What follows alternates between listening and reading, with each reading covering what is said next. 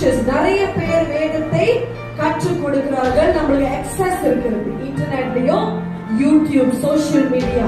ஆனால் இவர்கள் எல்லாரும் தகப்பனாக முடியுமா? முடியாது. உங்களுக்கு அநேகம் பாஸ்டர்ஸ் தெரிந்திருக்கலாம், அநேக ஊழியர்கள் தெரிந்திருக்கலாம், பழக்கம் இருக்கலாம். ஆனால் நம்மை நடத்தக்கூடிய ஆவிக்குரிய தகப்பன் ஒருவர் தான் இருக்க முடியும். எனக்கு 2 அப்பான்னு சொல்ல முடியுமா? முடியாது. எனக்கு 2 ஆவிக்குரிய தகப்பன் இருக்கலாம். நம்மளை வழி நடத்த அவர்கள் உதவி செய்வார்கள். இப்ப இந்த இன்ஸ்ட்ரக்டர்ஸ், இங்க வருகிற உபாத்தியார்கள் எப்படின்னா, ஒரு சீசன் காலகட்டத்துக்கு உங்களை அவர்கள் நடத்துவார்கள். இப்போ ஒரு காலகட்டத்துல உங்களுக்கு ஒரு ப்ராப்ளம் இருக்கும், அவங்கள்ட்ட நீங்க போவீங்க, அவங்க அதை சால்வ் பண்றதுக்கு ஒரு வசனம் மூலியமாக அல்லது ஒரு பிரேயர்ல உங்களை நடத்தக்கூடியவர்களாய் இருக்க முடியும். ஆனால் அவர்கள் தகப்பனாய் மாற முடியாது. ஹல்லேலூயா. ஏனென்றால் இந்த தகப்பன் தான் உங்களுக்கென்று முழங்காலம் நின்று கர்த்தரிடம் மன்றாடி என்ன செய்வார்? நடத்துவார். ஆவிக்குரிய காரியத்துல போதிக்கிறது மாத்திரம். அடுத்து நான் அதை பற்றி பேசுகிறேன். இப்ப அடுத்து பவுல் என்ன சொல்லுகிறார்? புத்தி சொல்லுதலை குறித்து.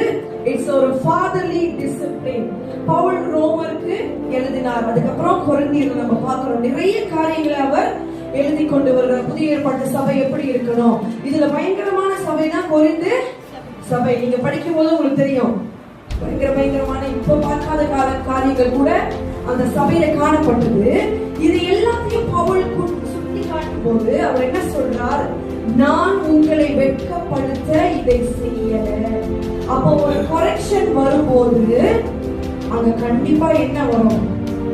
ஒரு வெட்கம், ஒரு அவமானது கண்டிப்பா வரும். ஆனா அது ஒரு ஆவிக்குரிய தகப்பனுடைய கோல் அல்ல. அந்த ஆவிக்குரிய தகப்பனுடைய நோக்கம் என்னதுன்னா, நம்ம ஆவியின் காரியத்திலையும் வசனத்திலையும் தேறினவர்களாய் நிற்கும்படிக்குதான் நமக்கு அவர்கள் புத்தி சொல்லுகிறார்கள். ஹல்லேலூயா. நீதிமொழிகள் 3ஆம் அதிகாரம் வசனம் 12 வாசியுங்கள்.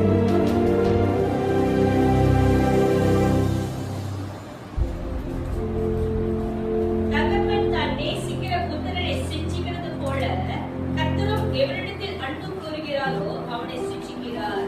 ஹல்லேலூயா. இங்க என்ன பேசுகிறார் அந்த வசனம்? தகப்பன் தான் நேசிக்கிற பிள்ளையை தான் என்ன பண்றாரா? சிட்சிக்கிறார். அப்ப அந்த பிள்ளையை நேசிக்கிறனா அந்த சிட்சை